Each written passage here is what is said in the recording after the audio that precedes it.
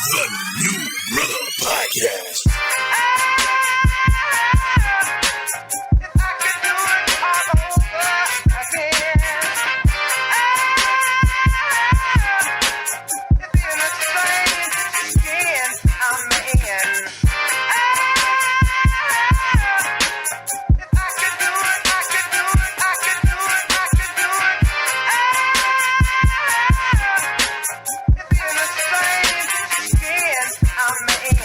Let me kill my people, destroy their relationships so that I can make a lot of money, drive around in nice cars with the finest women, flashing my newest piece.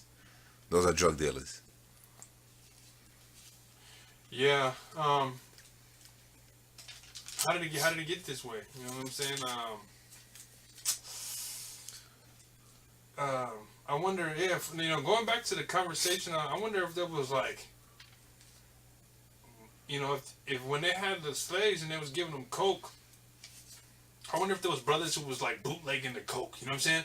Like keeping some extra stash and then be like, you know what I'm saying? Mm-hmm. Trying to hustle and just sell it on the side for themselves. Yeah. Yeah. Well, people still do that. I know a girl. She told me she used to be like a delivery girl. She'd go pick up the package, and she said the guy said, "Don't take out nothing. The guy gonna be able to tell it if you steal any." And she said she took her a couple of lines. She said, "Sure enough, that guy put it on the scale. He said something's missing." Oh, You know what I mean? So they know, and that's the funny thing about drug dealing or drugs. It's a business, and just like you go into a store, right, and you buy the smallest item you buy. What's the smallest thing you buy in a store? A piece of gum. Mm-hmm. They know the store know how much gum they bought. Yeah.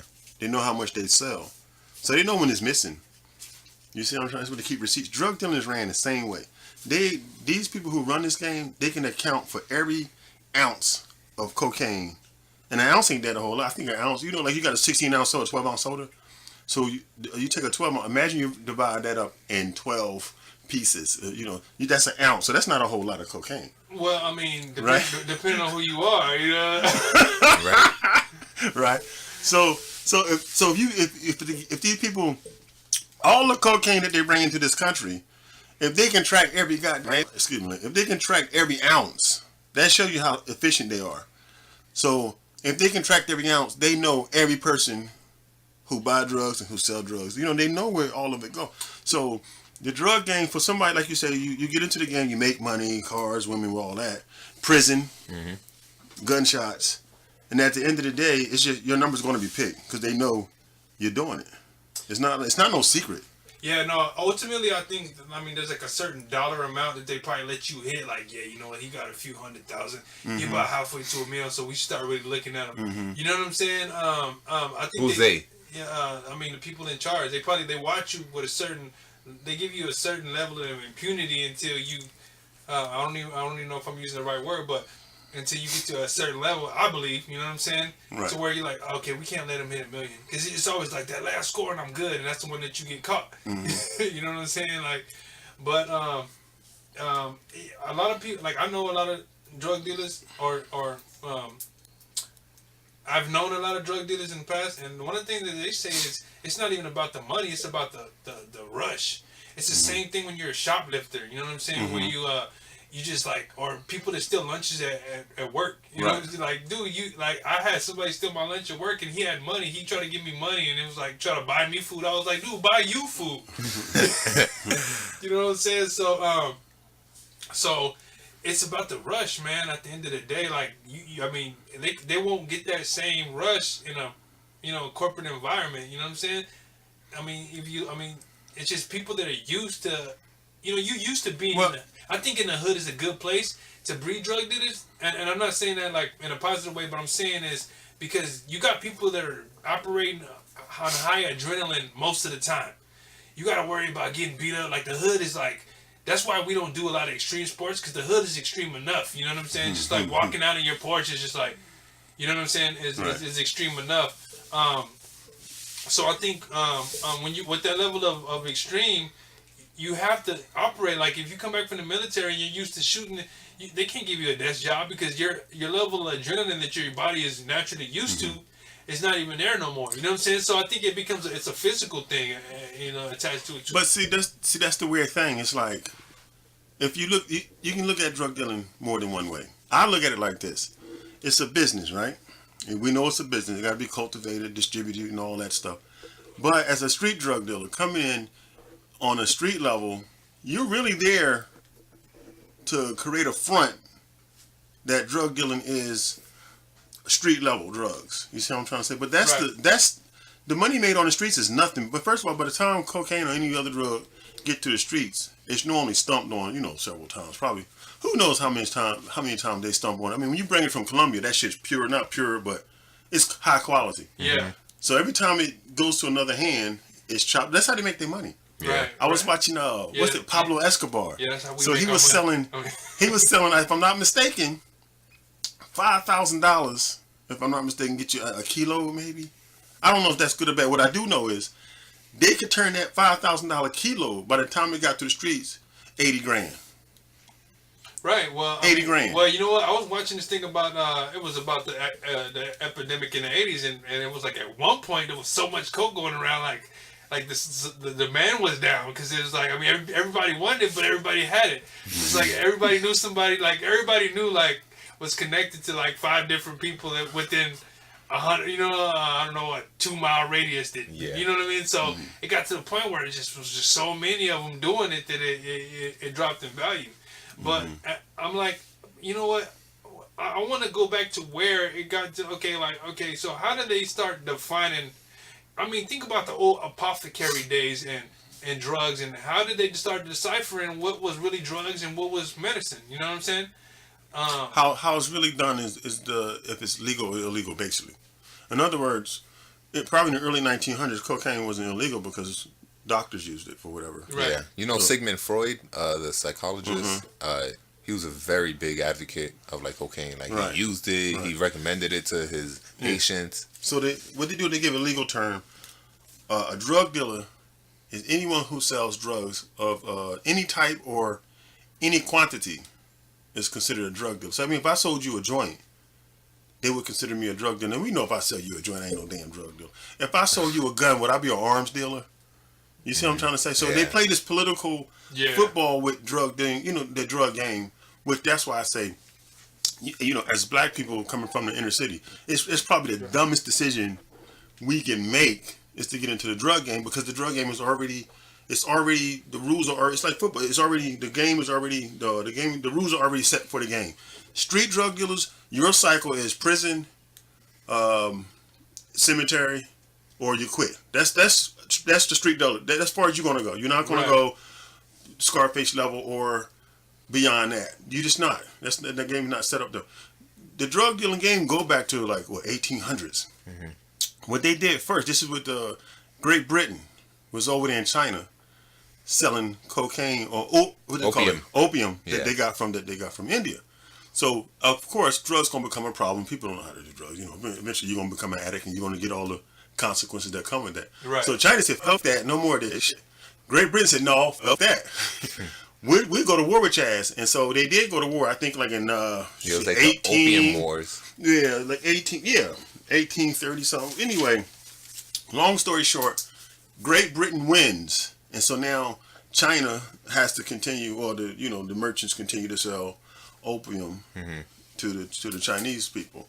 But the point I'm making is that's how long the cocaine or the drug game been going on. Before slavery ended, this game was in effect. What make a young brother from the inner city think he got a shot at doing anything other than destroying his life selling drugs? You don't have a shot. There's no way. But you know what? I mean, what are his options too? You know what I'm saying?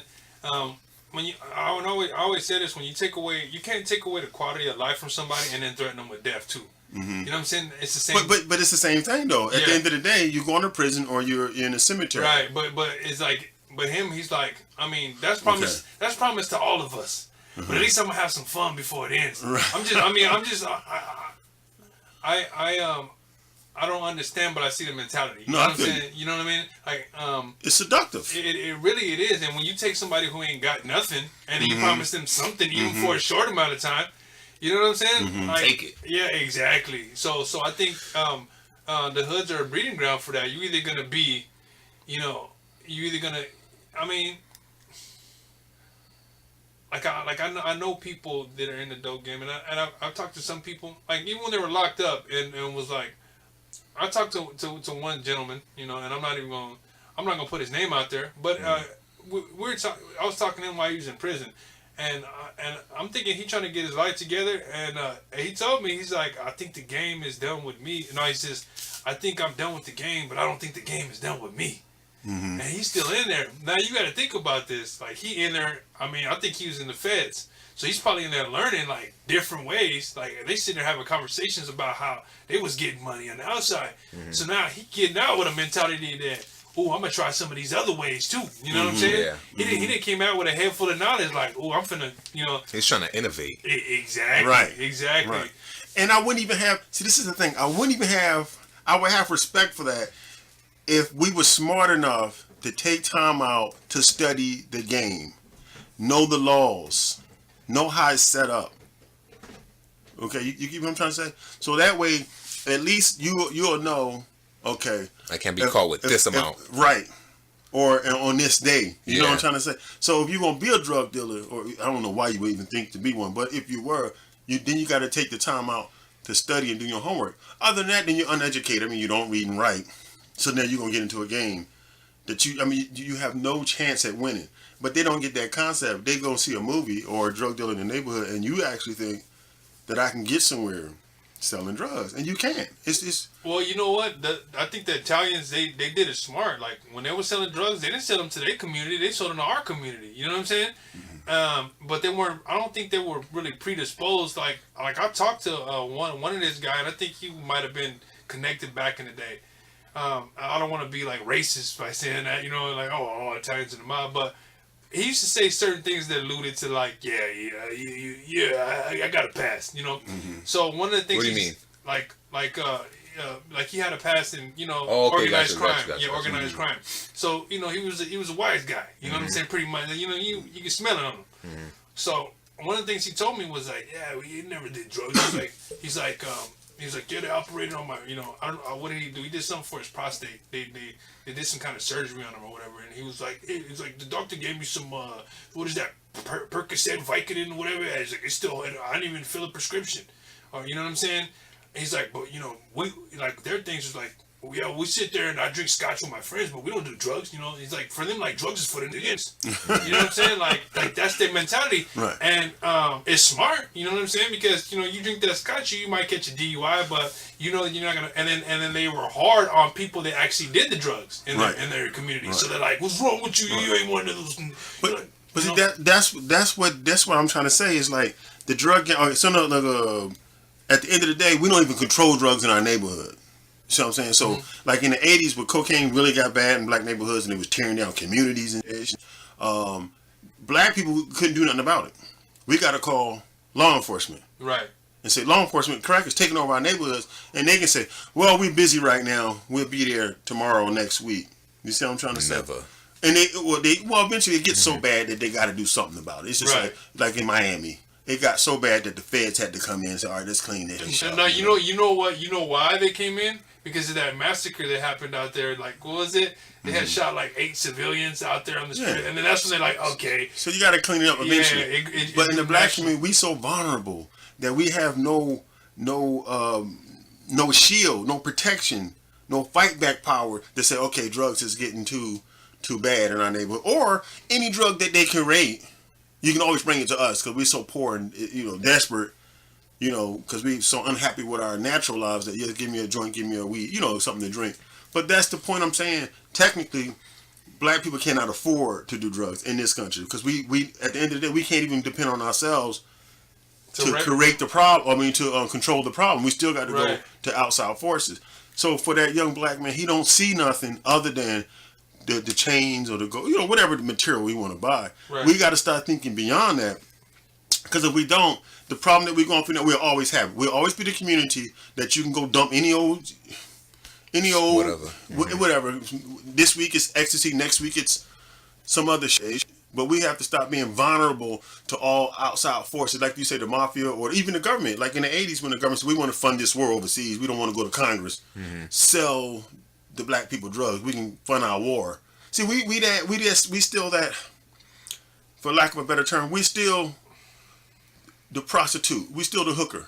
You know what I mean? We the ones that you can always come and make money off of us, whether it be drugs or weed, malt liquor, Newports.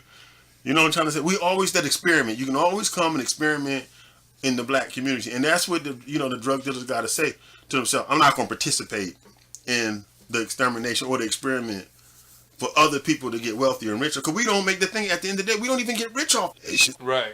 Black folks don't get rich off this shit. Y'all heard about all the big time drug dealers, Lucas and all those guys, Rick Ross and all those guys. Yeah, they always catch up to you at the end. They let you do a fair amount of damage before they take you out. But after then they die broke. Right. These drug dealers, their mothers don't even have a home. All the money you make when you go to jail or die, your family should have a couple of ranches around the country somewhere. Well, I mean, a couple of vacations homes somewhere. But we always think we got more time than we actually got when we doing that. We like, next year, tomorrow, I'll invest. I'm gonna go down there and sit down with the guy tomorrow. But you know what? We need more black grandmas. They was the ones that was keeping people in check. They said, I know you're out there selling that dope on that porch. You know what I'm saying? Black grandmas was not afraid to run you off of there with a broom, and you know what I'm saying? And but the sad part is, we all know to combat drugs, you got to have law enforcement power. Right. And that's the thing that black folks don't have. Well, we got. And then what's sad, because even if black folks, let's say, oh, you know what? What's that group back in the day? They used to patrol the neighborhood. With the Green Beret? Those cats, man. What was the Guardian Angels? The Guardian Angels. Right. You see what I'm trying to say? Even those guys, I don't even think, if they came back and did something, law enforcement could say, hey, you violating these people. You can't do that. You can't follow. You can't threaten drug dealers. It's like we almost are like stripped of all power. So what can we do other than ask somebody else to come in and save us? But I don't know. Right now, I kind of look at it like this. Drugs are being controlled in the black community because it's not wreaking havoc like it was in the 80s. But it still has a control. Yeah, it's a control mechanism to make sure it don't get that bad. But we're not controlling. That's the part. So at any time, drugs can come in and wreak havoc again, and we won't have no control device to say, okay, it's getting too bad. Let's not bring so much in or whatever, or raise the prices. That's another way you can control drugs too. You increase the prices. But what they did for poor people, they decreased the prices when it came to crack cocaine, made it cheap as hell. So all this talk about drugs, man, y'all hold? No. I like how you mentioned having a strong grandmother, but I think for me it was just like having a strong mother, period. Because going to school, I mean, there was people selling. I remember in junior high, I saw a classmate, he was selling, and his father sold drugs, and his father had a nice car, so it was just like, why are you trying to follow your father's footsteps, knowing that you could go to jail? And then in high school, there was a buddy that he always had fresh sneakers, and we hung out, we played basketball, whatever, and he'll be like, oh, you getting the new cool grades? I think it was like in December, like the new 11s. And I'm just like, I can't ask my parents for that. Like, we can't buy no J's, $180 just for me. And he's just like, yo, like, don't worry, like, you want to sell? And I was just like, nah. Like, I thought, like, it's not worth it. Like, for some sneakers, and then I was just more scared of my mom. Like, what if I get caught? And, like, the embarrassment, and she'll be like, yo, like, what the hell? Like, I raised you better. So embarrass you in front of your friends and stuff like that. Exactly. The heart, my mom used to do that, but she used to do it with prayer. Like, hey, Mom, we about to go to this party, and she'd be like, yeah, but I'm gonna have to pray for y'all before you. And I'm like, man, these dudes is like been to prison, tattooed up, drug dealers, and we gotta hold hands in a circle and pray. You know what I'm saying? But at the end of the day, they would come back later on and they'd be like, they already knew the routine. They're like, hey, we're gonna pray before we leave. Yo, where to pray at? Right. Yeah. So, but we don't have that. We don't have. See, that's the thing. We looking at a generation that women now are grandparents at 35 and 40. Yeah. Yeah. They don't even got enough life experience to. You see what I'm saying? So in our day, grandma was 60 something, 70. Yeah. Now grandma is 35, 40, 45 years old. She great grandma. See, 45, 50. My auntie Fritz, man, she used to have these glasses, and she's had a way of confronting you about stuff, but like on the slide, like she used to look over her glasses and be like, she'd be like, I seen them boys down there. They was on there smoking on them funny cigarettes, and then she'd look over her glasses and say, you ain't over there smoking them funny cigarettes, is you? And we'd be like, nah, auntie, smelling your shirt, like, nah, we not. But I got a history with drugs. I've been sober since was it? I think it was like January, Super Bowl Sunday of 2012. And man, it was a history. It started off with prescription medications. I was on Wellbutrin. I was diagnosed with manic antidepressant or manic depression or something like that. But then they started giving me these pills, and at the end of the day, like I didn't like those pills. I didn't trust those people. You know what I'm saying? I'd rather trust smoking a joint from my homie across the street than like these white folks putting these pills in a bottle and selling them and making my mom pay. You know what I'm saying? Like I kind of seen the game in that. You know what I'm saying? Like, yeah, they're trying to keep me doped up and take my mama money. You know what I mean? I got insurance, but still. So at the end of the day, when I told them, they were telling me quit smoking weed or we're gonna stop your well after the pills I got on weed. When I started smoking the weed, I stopped taking the pills. You know what I'm saying? And my behavior was better. And the thing is it kept me sedated. You know what I'm saying? So you can notice my interactions with people in my household were less because I didn't want my mom to know I was high. You know, but she just knew that I was quiet. You know, I wasn't giving her no problems. So ultimately, at the end of the day, I feel like at that point, weed it helped me out. But as a grown man, I got older and it became a hindrance. But it's one of those things that sometimes you I don't know. I go with the thing is when you're sick, you need medicine, but you don't need medicine all the time. You know what I'm saying? It's gonna come to a point where you better. You know what I'm saying? You gotta. I feel like being a leader. You know what I'm saying? And I can get biblical, but anyway, he talks about like drinking. Don't nobody want you in charge if you're not in your right mind. You know what I'm saying? So that's how I had to come to that, about drugs and say it's fun to get high and everything, but at the end of the day, like I gotta be able to depend on myself because life don't take a vacation. You know what I'm saying? And by that time I had got to coke, I was popping pills. You know what I'm saying? By the time it was all over with the whole thing, I had did. You know what I'm saying? I think the only thing I didn't do was like heroin. Right. But and intravenously, because I'm pretty sure like something I probably took was you can't never tell what's in drugs. Yeah. Like and the community would sit there and say like here hey, it's some cocaine. It's a white powder. I smell ether. All right, it's coke. But then you'd be like try to give somebody like a herb or something like here's some yahimbe, and they'd be like, oh, is that approved by the FDA?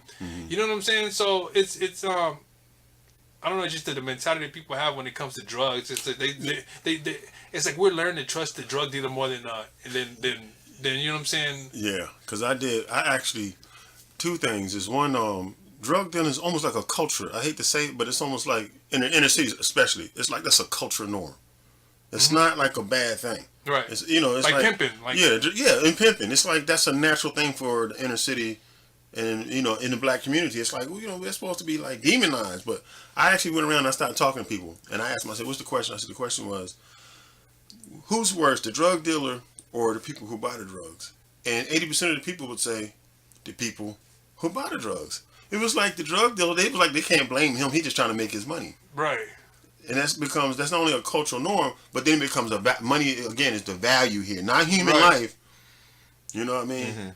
And we're willing to sacrifice human life for the value of money. It almost suggests that we value money more than we do ourselves or even our community. Yeah, because that dude that got dope could do something for us. That crackhead can't do nothing for you. You know what I'm saying? He might be able to, But he's a crackhead because of the drug dealer. Right. Unless you selling dope, he ain't no good to you because he probably stealing your television to go give it to the dope. Right. You know what I'm saying? Right. But they never look at like the psychological impacts at the people doing the drugs or like what's going on with them.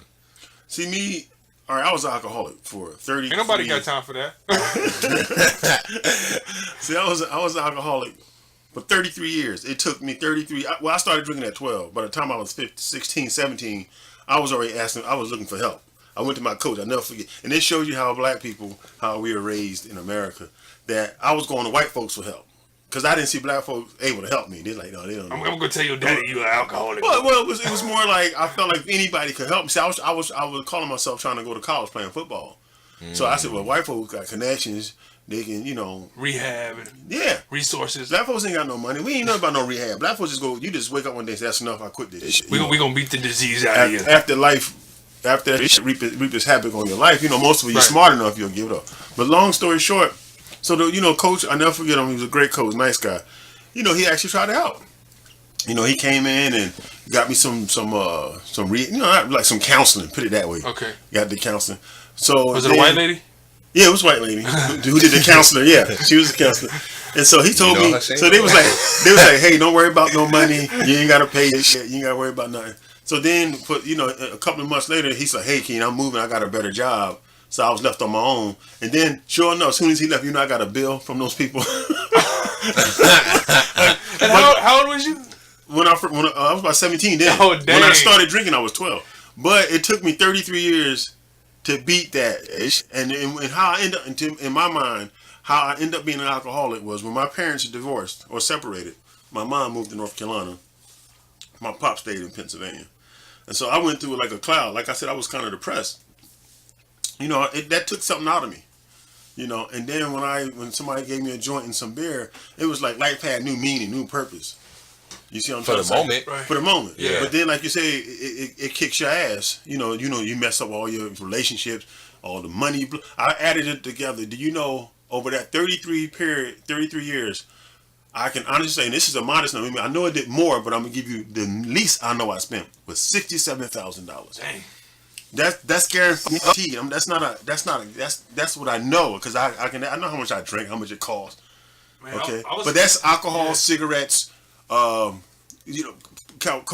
I use like little powder. 67,000. That's how much I spent in 33 years. Some people do that shit in a year. Millionaires do that shit. Rick James would do that shit in a week. But you see what I'm saying? So when you look at the bigger picture of it, the black community is a talented group of people. We're a brilliant group of people, but we have all these distractions. Right. Mm-hmm. Drugs, alcohol, sex, all these things. We've never been allowed to develop our true self because we've never been taught true self. So that's why I always get into, because almost everything that we deal with is to keep us from becoming true self. Well, and when we become true self, we ain't got to worry about making no money selling no drugs. I mean, we'll create avenues to make money. So that's what I'm saying. When you're a drug dealer, say, "Oh, I'm gonna sell some drugs because I'm hungry or whatever." I'm like, no, you just don't know no other way.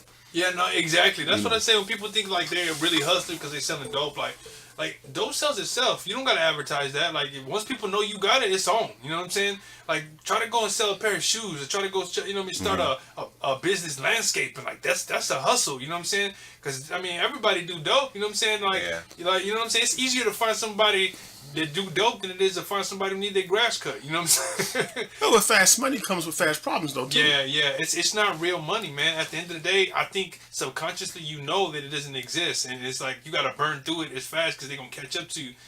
But going back to one of the things, people that are incarcerated, and it was one of the things that is the environment.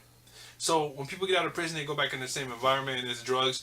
And we had this running thing about how when you get out of prison, you don't never fight a dude to just get out of prison. You give him like 3 months, he done fell off his weight regimen, he done start smoking something or doing drugs, and he kind of fell off because, I was talking to the girl, and she was talking about her brother. The brothers was having a conversation, and one of the brothers just said like, yeah, he came out there swole, like ready to put hands, and he was the little brother, so they was kind of scared of him. But at the end of the day, they knew like the streets gonna eat his ass up. You know what I'm saying? So that's what happens is you get out there, and them drugs get a hold of you. You got too many vices, like you know what I'm saying. That's the reason why most of us don't read books, because we got smartphones and I can Google this. I don't. You know what I'm saying? We don't really focus on things. We got too many distractions. Go ahead. Yeah. So we got too many distractions in the hood. Like we got, you know what I'm saying? It's too much going on, man. And even to this day, like, there's always a part of me. I'm gonna tell you, like, a couple of years back, I was intrigued by going. Like, I had went to church, I had got saved or whatever, and I still wanted to be out in the community. Like, I still wanted to be on the streets. You know what I'm saying? Like, it was something. So anyway, I decided to go out there and start like, you know what I'm saying, handing out, Bibles or whatever, and it felt good, you know what I'm saying, to reach those people, because the streets, they have this, they're alive, it's got like a, you know what I'm saying, they're vibrant, and that's what attracts people, is there's something going on, like I might see a fight, it's anything, you don't know what's going to happen, it's just exciting. Yeah, it's that city rhythm, you know what I'm saying, it's like, wow, like we should travel 15 miles from the country to the city just to get into something, like, man, somebody gonna get in a fight, somebody gonna, you know what I'm saying, the police gonna show up, we gonna narrowly escape. Remind me of that song when JC said, "These streets will make you feel brand new." You know that song he sings? Yeah. That remind me of that. It makes you feel like, it's like a high. Yeah, when I was a kid growing up, see, I grew up in Run DMC era. Okay. Jumbo shoestring, Adidas flaps sitting out in there. Yeah. It was the fun, sit on the corner with your boys and smoke weed and drink a 40 ounce. And I was about Mad 4 or Dog 5 20, when that was going on, yeah. Yeah, so I know the excitement. But you said something that I think, drug dealing is one beast. That's bad enough, right? Mm-hmm. Then you got to deal with the other beast, law enforcement. And law enforcement and drug dealing are two different beasts playing the same game. Right. You get what I'm trying to say? Yeah. So, the drug dealing is one thing, but then you got to deal with law enforcement. And law enforcement and drug dealing, the game drug dealing, they get along. Yeah. They're playing a game together. Yeah, it's the drug dealer who, you got to deal with both those beasts. Mm-hmm. You see what I'm trying to say? So then, what, are you completely conscious that you're going up against these two you're dealing with these two powerful forces when you make that decision, or are you looking at is the quick money? I mean, well, like I said, that high that you get from it. Mm-hmm. One of the things that something that I think was already talked about too is drug addicts actually have a little bit of power over drug dealers when it comes to money, because most drug dealers they'll be addicted to that money, and they'd be like, don't nobody come around my house after 11 o'clock. Right. You know what I'm saying? Business hours is ended at 11 o'clock, but you come over there with some money, like, I know you told me 11, I know it's 11:30. But you got some real money? Brother, I got this smart TV that I just played. I'm listening.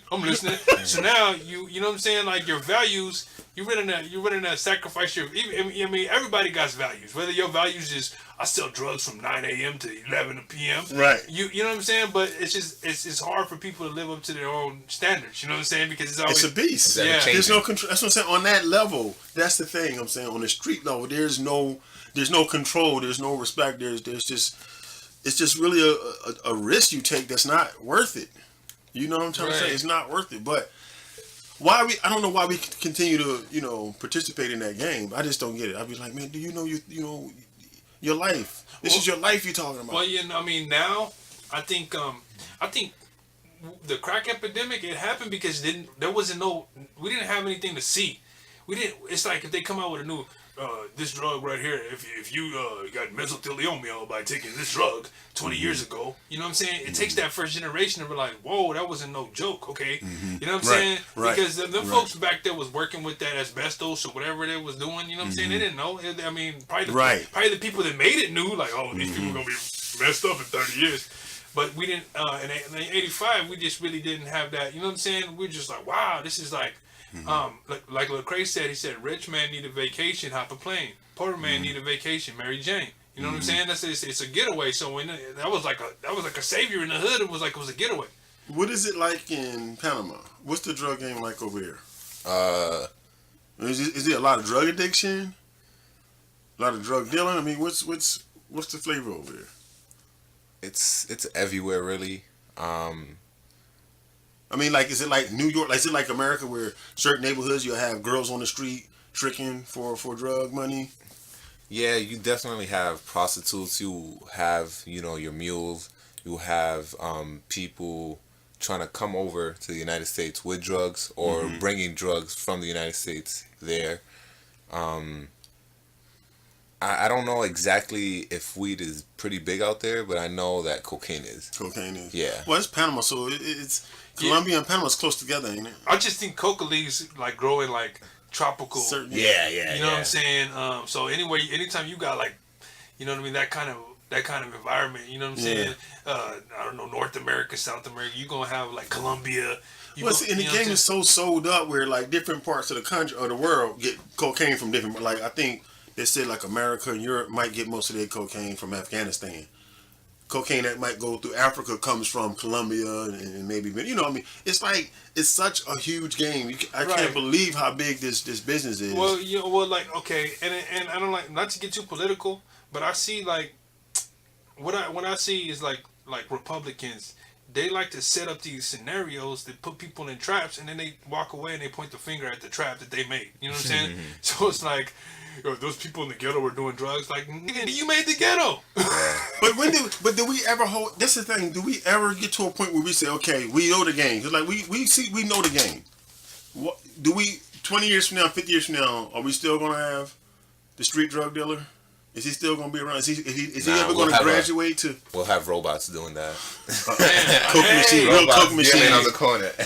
Hey, you heard about like somebody, like, I think they flew a drone, or somebody was saying that they was using drones to smuggle drugs.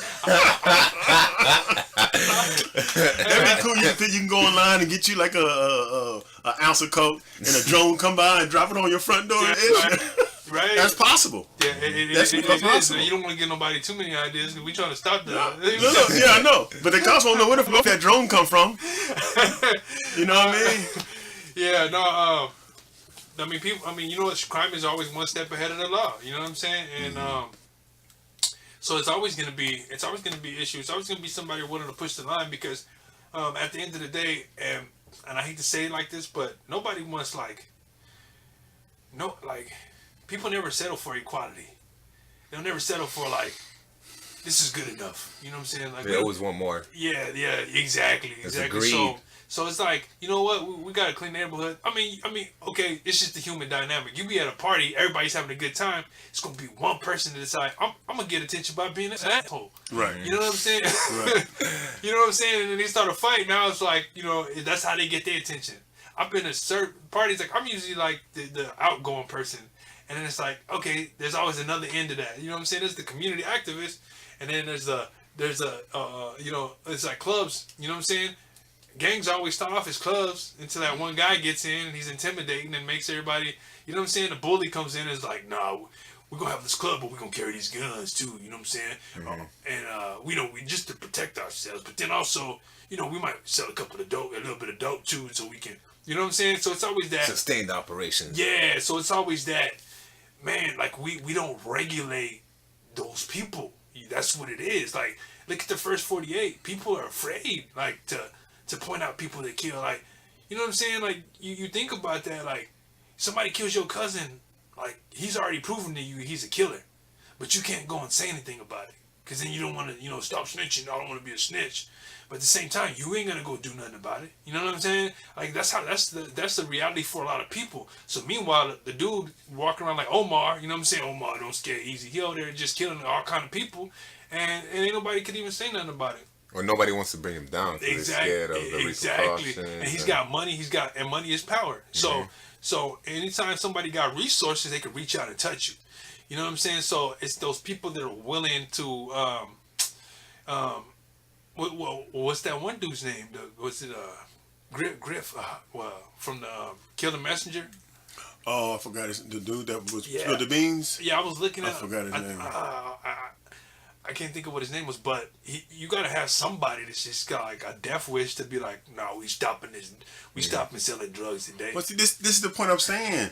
Even when you get those men, not only do they got to fight the drug dealers, the criminals. Because there's some guys out there with enough balls to do it. Yeah.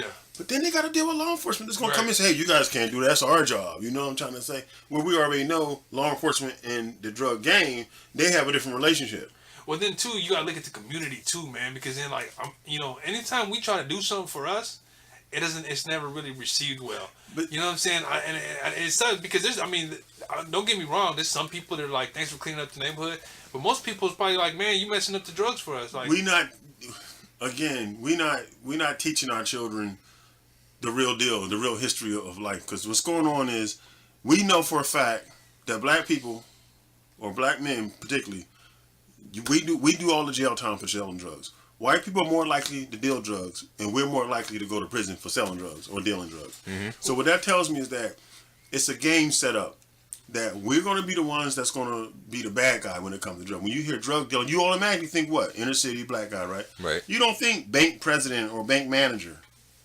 You know, who the Or real college kids. or college kids. You making know, LSD Well, you or know something. what? And here's one of the things. I mean, like I said, I'm gonna play devil's advocate. I think back in the old days, when you know people when black men did crimes, they had enough remorse to go back and buy turkeys for the neighborhood. You know what I'm saying? Or we gonna get some bikes for the kids. We gonna get these.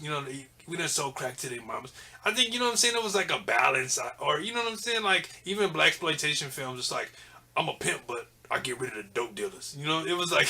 So you saying that type of drug dealer is what we need? No. I'm just saying, like, as opposed to now, I think what happened was We got too selfish. that's what happened in the rap game. Back in the day when people were like, there was conscious rap, but once I think like the Jews got a hold of the rap game, like Leo Cohen type of people, they were just like, nah, we're gonna perpetuate. Because remember they were stepping on CDs back in the early '90s, like Snoop Dogg's. You know what I'm saying? They're like Tipper Gore and them. They were like trying to highly regulate music. Like music isn't that regulated now. Like you can be 6 years old and get a hold of Future. well, say for and also we have different avenues now. Back in the day, we only had like MTV. MTV was highly Right. regulated. Now you got internet, you got YouTube, you got all these other different sources that's not regulated. Like you still can't cut. Well, you can do a little more cussing now on TV than you did before. But back in the day, you couldn't say this shit. You couldn't say it. You couldn't say a lot of words. Yeah, and like South Park, I think broke a lot of those. Yeah. But no, that was one of the things is that I think was like, because you coming from the bumpy knuckle, was it Bumpy Johnson era Bumpy to Johnson, where like you know what, like yeah, we running numbers and we committing crimes, but at the end of the day, we doing some humanitarian movements in the neighborhood too, and you can look up to us. You know what I'm saying? And I think like with the Black Panthers, that started like changing. It's like you had the Panthers, and then as time went on, it was like, yo, But see all that. See, that's what's sad. That's what I'm saying, dude. Nowadays, we don't have none of that no more. So the drug game is just out of control, or at least it's not in the black community. The control is not in our. We did have the Black Panther, with Stokely Carmichaels and those guys. You know what I mean? They wasn't scared. They was unapologetic. Now. Most guys now, they passive and humble and like Jesse Jackson. I mean, we got Omar Johnson, and Reverend Faircon, but their power is limited. They don't have the ability to get out there in the community and actually convince brothers there's a much better way, than selling drugs. And that's what's going on. It's almost like the young black youth now in the inner city that's a permanent culture, and drug dealers gonna be a permanent part of our culture. A permanent part. I mean, really, and it goes back to what I said about the Chinese, how they were like, got rid of the people that was selling dope and doing dope, like. It's like execution stuff. Yeah, you know what? Like you gotta be. But that was China. See what I'm saying? Yeah. That was even though the opium was coming from the British or India, you still had the Chinese government there that was saying, this is our problem. We have to do what we have to do to fix this. But they had to be ruthless towards the problem if they wanted to. But they fixed it well. Yeah, no, that's what I'm saying. Sometimes you gotta have ruthless tactics. And I mean, honestly, like you think about it, like if you got an arm that's dying of gangrene, sometimes you just gotta chop that whole arm off. Right. You can't, what I'm saying? But what do I keep saying? In America, as black people, we don't have no authority over ourselves. Right. So we can't say, let's go out there and kick some ass, because law enforcement gonna come out there and say, hey, you violating Mr. Drug Dealer's rights. Well, see, and that goes back to what I was saying. Well, maybe the infected part is America, and we need to take ourselves somewhere else to heal. You know what I'm saying? Yeah, that's a whole nother conversation right there. But anyway, that's. I think we just need to. I try to be an optimist, but the truth is, I think the black community is just, the inner city particularly, it's just going to be a permanent class of drug dealers, pimping it, because they idolize it. It's not like, it's one thing that they don't want it. It's one thing they say, man, we don't want to sell drugs, but damn, we ain't got no choice, as opposed to, we want to sell drugs. We like the drama. We like you said, the city life. I liked it when I was growing up. But these cats, man, they what did rap talk about? Turning keys to G's, and right. It's all what's the word I'm looking for? Glamorize. We glamorize it. How can you get that? It's one thing if you know what I'm saying to get people to love something else. How do you do that? Because the drug game has been around for so long that's been ingrained in people. How do we now say love your life, love yourself when we don't value self, we value material more than we value ourselves? So I think we just gonna be permanently. I mean, there's gonna be a group. Drug dealers in prison. There's gonna be a group of us like that because we got brothers like Permanent ourselves. Me, you. There's 100,000 people out there that probably feel the same way we do, but they feel like we do. You know what I'm saying? They feel like, man, I'm tired of every movement. They want to try to, you get to the point where you just like, man, you know what? I'm just going to look out for myself. You know what I'm saying? Mm. We get tired of looking for the other people like us. You know what I'm saying? Mm-hmm. And I feel like that sometimes too, but at the end of the day, it's like, you know what? We got to just keep pushing, man. And because it goes back to what I was saying about, people, it's like the most non-talented rappers usually find a bigger audience because they know they're not working off of talent alone. Mm-hmm. Like, and I hate to say like Gucci Mane. Like, I didn't like Gucci Mane when he first came out, but Gucci Mane's hustle was like I think Jeezy was the better rapper, but Gucci had the harder hustle. You know what I'm saying? And then when he shot that dude or whatever, it just kind of boosted him because in the hood, when you murder somebody, that even makes you an extra body. Yeah, but that's what I'm talking about. How do you eradicate that when people worship or value the violence and the drug dealing and the pimping? How do you? I'm trying to. It's a value now. Right. And then, so if people aren't drug dealing, what else would they do? Like, what's another way for them to win? Dude. Because I mean, we can't just say stop drug dealing and then not tell them. You know what? We have to start teaching. We have to start believing that we're creative. That we got to start thinking of this shit.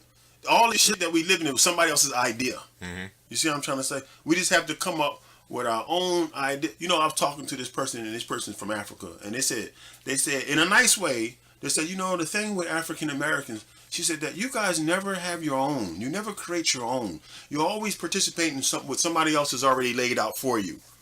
You see what I'm trying to say? Yeah. That pimping and drug dealing, that wasn't who we are, man. That's some shit they create. The movies.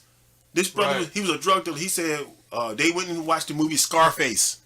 And everybody left that movie theater wanting to sell drugs. Right. You see what I'm saying? Right. That's somebody else's image of us or what's fun or what's exciting or whatever. That's not who we fucking are. You know what it is? And this is the thing. Like, most of the time, I mean, sometimes I think about, smoking a cigarette or ice cold beer, man. I'll be like, man, it's nice to have an ice cold. I want to drink a Blue Moon or doing some blow. And I ain't gonna lie, sometimes when I see people or I'm tempted.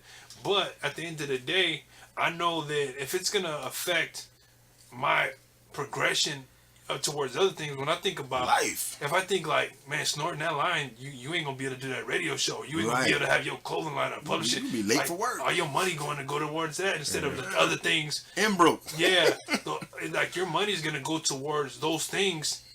Like okay, if you playing sports, and we can go back to sports, you ain't gotta worry about drugs. I mean, they got drugs. I mean, they got steroids and stuff too. But you don't like you got something else that's more appealing that gives you more more of a high. Right. More of a high, exactly. It's the euphoria. It's the euphoria involved. And I mean, are you saying that people need to have a purpose? A purpose, yeah. We have to be able to. But that starts at home, baby. Yeah. And that's what like I said, when my parents broke up, that was my purpose. I loved. First of all, I was in a community where most of the kids didn't have mom and dad together. So that one thing that made me feel special. Whoa, I got my mom and my dad together. Mm-hmm. You see what I'm saying? Yeah. And when that shit fell apart, then I didn't feel like nobody. I wasn't special no more until I started, drinking and smoking weed. Then it was like, oh, I'm somebody now. I can go talk. You know what? Talk to the girls now and hang out with the boys now. I'm part of the crew now. You know what I mean? You get into that. Yeah, I was the environment that I was in too. Like when I first smoked weed, I was like, I told my teacher in 6th grade, like, I'm never gonna do drugs, and he's like, I was like, I bet you $100, and I owe him $100. But by the way, but in 10 years I won't do any drugs. Man, I was doing drugs like by the next year. You know what I'm saying? So but it was the environment. You know what I'm saying? It was the people that I was around that let me know that like it's okay to smoke weed, man. It's not gonna kill you.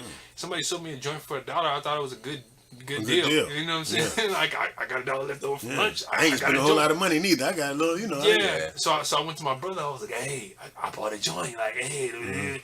So I gave half of it to one of our boys that we knew already smoked, and he smoked his. Like, yeah, that's weed, because we want to make sure it was weed, because we didn't know no better. So we gave it to him. He smoked it, and then ever since then, um, um, I don't want to say weed is a gateway drug. It's just the people that you're around. You trust, like you when you see them not dying off of, when they like, I don't know, the dare classes, they just made it seem so scary, like drugs, and you like no. But once you get around people in your community that do drugs and they seem to be functioning well, you know what I'm saying? Like first time I smoked PCP, I see my boys do it and they wasn't like getting butt naked.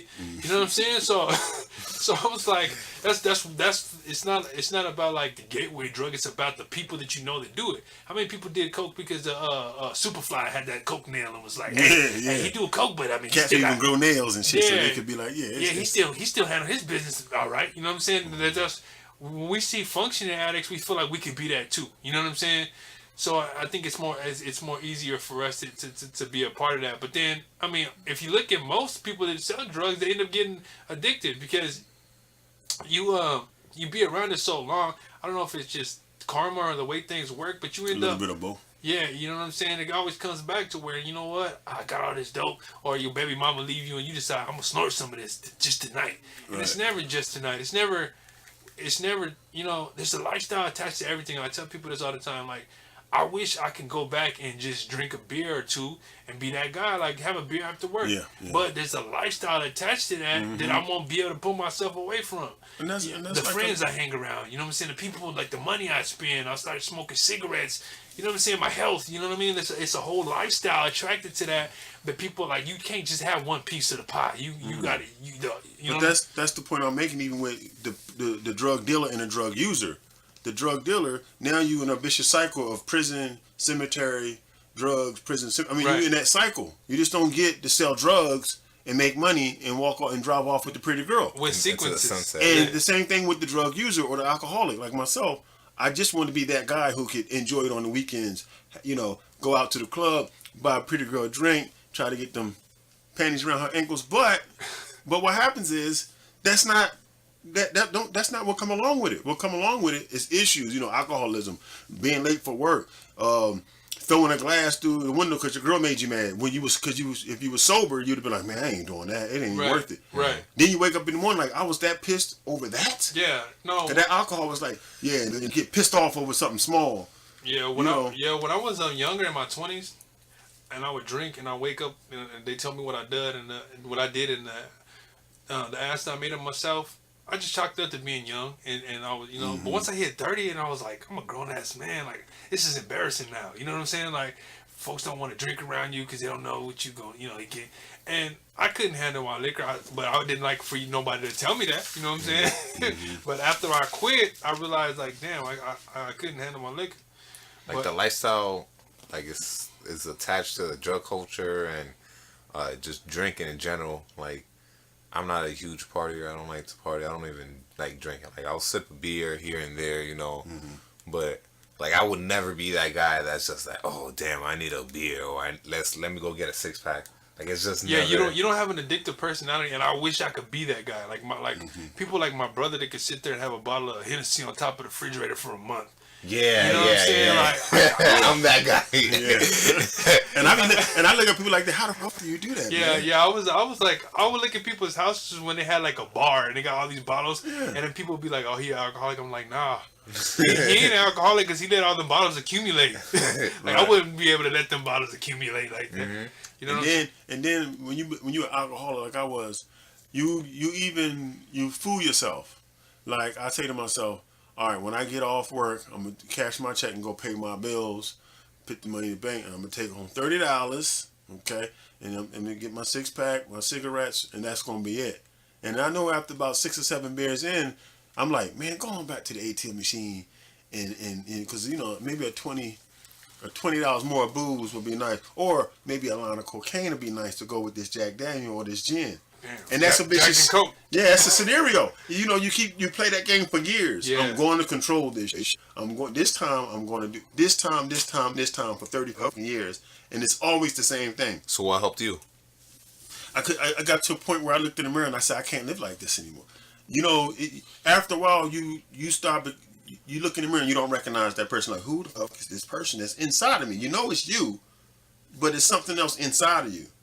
And it's scary because you can't identify with this person anymore. Like, I can't believe that I just got a DUI 12 months ago, I'm about to get my CDLs back, but I'm out here drunk as hell driving on the road. And I'm about, it's time for me to get my CDLs back, but I'm about to get another DUI to lose them again, this time for 10 years.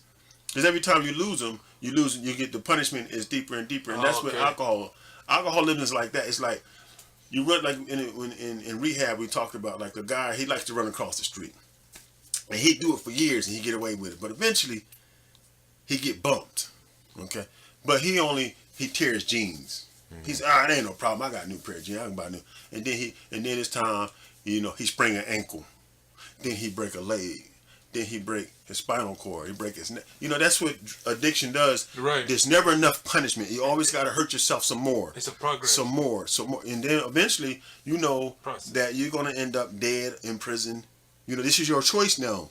You have a choice. You either quit or just go on in and tell the man to open up a jail cell for you or dig a grave for you. That becomes your options after a while. Was there anybody around you, like, talking to you or trying to get help for you? Or man, I did. I went to AA maybe about 20 times, and then finally I got in some trouble, and I said, well, let me try rehab. And rehab was good. It was a vacation away from drinking, really. Okay. But then what happened was, for me, like that 14 to about 2 weeks, you have a breaking point, and a breaking point means really, if I wasn't in rehab, I would have drank. But because I was there, they don't let you out. I was locked in. And plus, I can't go back to work until I finish this program. Right. So, cool. So, I went through that period where I had a breakdown, which means if I would have ran out of that building, but like I said, if I don't finish the program, I can't go back to work. Long story short, that lasts like 2 or 3 days. You go through this phase where you just want to drink, and you're angry, you're agitated. But if you get over that hump, you know now, okay, I can do this. What happened was, I had convinced myself when I get out of rehab, I'm just gonna get drunk one more time, and then I go back to being sober. Well, as an alcoholic, when you have that one more time, whatever in your brain that makes you obsessed with that issue, it triggered it. And 3 days later, I drank one time, and I was cool because I went sober like 4 days.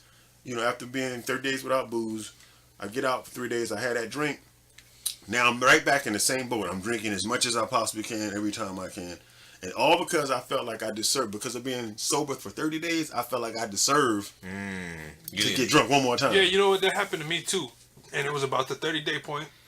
I went about a month without drinking. And it's something like, I don't know if it was a devil or something, but it was like, hey, see, you don't need to drink no more. You can go have a beer.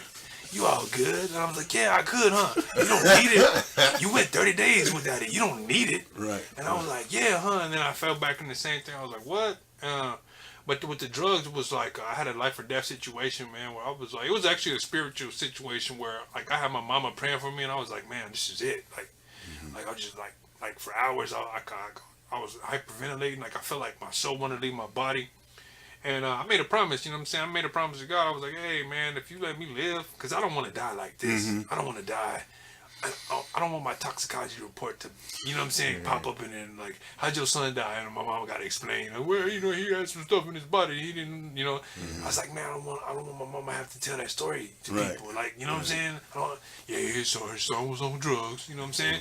So I was another statistic. Yeah, exactly. So I was like, I don't want to die like this. Like, I wasn't scared to die per se, but just like that. Like, you know what I'm saying? Like, you wanted something more noble. Yeah, it was like, this is what my life has come to. Like, this is the sum of my existence, was me to die. You know what I'm saying? That's how I felt. Like, my life was just a drink. That was it. Yeah. I was on this planet to drink and die. That was on my tombstone, here's a man who loved his drink. Right. That's about all he ever did with his life. Right. So I said, man, I was like, God, if I'm alive tomorrow, I'm gonna start doing right. And then I woke up and I was like, and you go through that.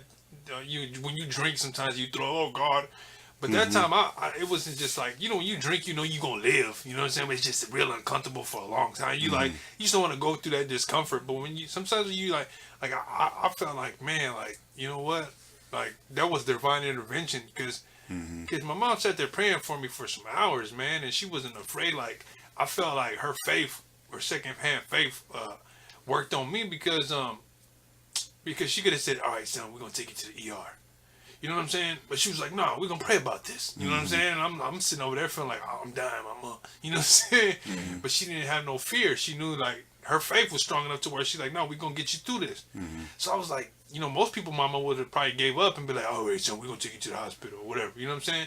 So after that, I was like, I'm cool on drugs, and the thing was like, I tried to smoke weed after that again. Um, Couldn't do it, could you? yeah, no, I had anxiety. I was in the studio and I was trying to make a beat, but I was trying to like, all my problems hit me one time. I started thinking about like, I gotta die. Was you high on weed? Yeah, yeah. Yeah, that's what we. It's like that's how I felt like when I quit drinking, and that's why I smoke a joint once in a while. But I get extremely paranoid. Right, that's why I was. All my problems hit me at one time. I'm like, I gotta die one day. What if they drug test me at work? I was starting You start thinking, all this this didn't go negative wrong. stuff. So then I was like, I'm cool on that. And I think, you know what? No, I did. I think I did blow one more time after that, and it was like Super Bowl Sunday, because this happened in 2011, like towards the end. You know what I'm saying? The situation where I wanted to stop, but then and then when I started smoking weed, that's when like I was finding it everywhere. You know what I'm saying? About this time, that was around the time I was doing a lot of pill popping. I was doing a lot of smoking and drinking. So when I gave that up, I was like, I was finding weed. I'd walk down the street and find a half a blunt or like a, and I'm like, that's always the devil want to try to show you that, hey, like, come on back. The first one's free. It's always, drugs are always free when you don't do them. There's always somebody willing to, hey, come Give on, you man. a joint or a beer. With a hit. Yeah, but when hit, especially cold. So, but once you start doing them, then they ain't free no more. You know what I'm saying? It Like, turned to Debo on you, what you got in on my 40. yeah, exactly. So that was the thing, and then I didn't quit drinking for another, like, I think it was like January 15, 2013. And with that, man, that was like another situation where I felt like, man, I was having like an out of body experience, and I was like, this ain't for me no more. You know what I'm saying? Like, there's certain things with you in life that you just realize that, like relationships where you're like, this ain't gonna work. It's just not worth it. Yeah, it ain't gonna work. I feel you. Well, I think, to touch on that, what he was saying, well, that's what like, that's the power. Like, when I quit, some people say, King, that was your determination. Or some people say, man, that was that was a higher power stepping in. Either way, by me quitting, I knew it's possible. Right. And then I also realized that the possibility of the human soul, the human spirit. You know what I'm trying to say? Like when you say, well, if they don't sell drugs, it's so much inside of us that we have no idea what we're capable of. I mean, for God's sake, they can fly a man to the fucking moon. You mean tell me the only thing we can do is sell drugs? We can't come up with nothing other than sell drugs to make a living? Well, that's another discussion. But you, I mean, think about it. We had businesses. We go back to the same thing.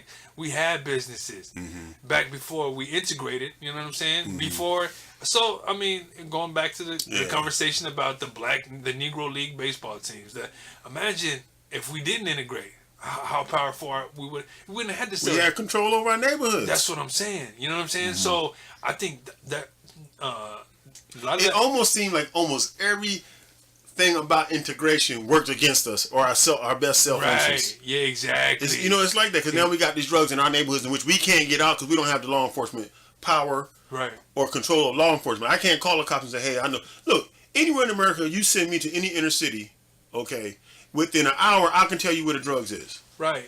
I can tell you. But these cops drive by every day. They don't know that. But brother, with a tail light out, we're going to patrol that. You see, you get my point? Well, you know what D.L. Hughley said? He said, when he says, well, the police are good, he's like, yeah, but the police that you have in your neighborhoods aren't the same kind of police we have in our neighborhoods. Right.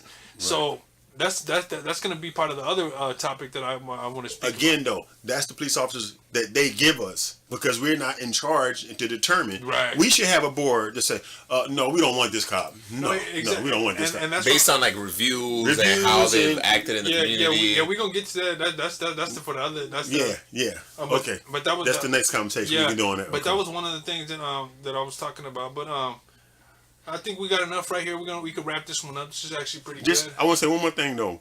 When I was working at Circle K, I could not believe how many Swisher Sweets that these people sell. And they're not for the smoke the tobacco because the kids before they even get out the store they cutting that fuck open and dumping out. Yeah, but you know what? Like Circle K to me is the convenience store you're gonna go to when you don't want to run into police. Because you go on a Quick Trip, you finna get mobbed.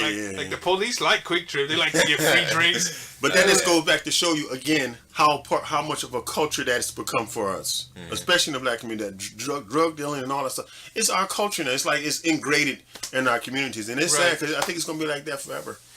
You know what? and it's always gonna be a portion of us. Like I said, but that's how we gotta look at things. It's always gonna be a portion of us that are because if we start thinking like, we all gonna live like that, then it's kind of dreary. But at the end of the day, some black folks gonna make a choice. No, I mean like the inner city though. I don't think middle class or higher. I think we got a shot there. Right. But the because they come from the broken homes and the despair and feeling like they're nothing and nobody loves them and all that kind of stuff. We gotta start going back to purchasing property and integrating people in there. And and buying black products. Yeah, buying black products. I mean, look at GCU. GCU got their own police. How come our neighborhood can't have our own police? Exactly. So that's ASU. my point. Like most major universities do. So that's my point. But we can't hire our own police, our own community.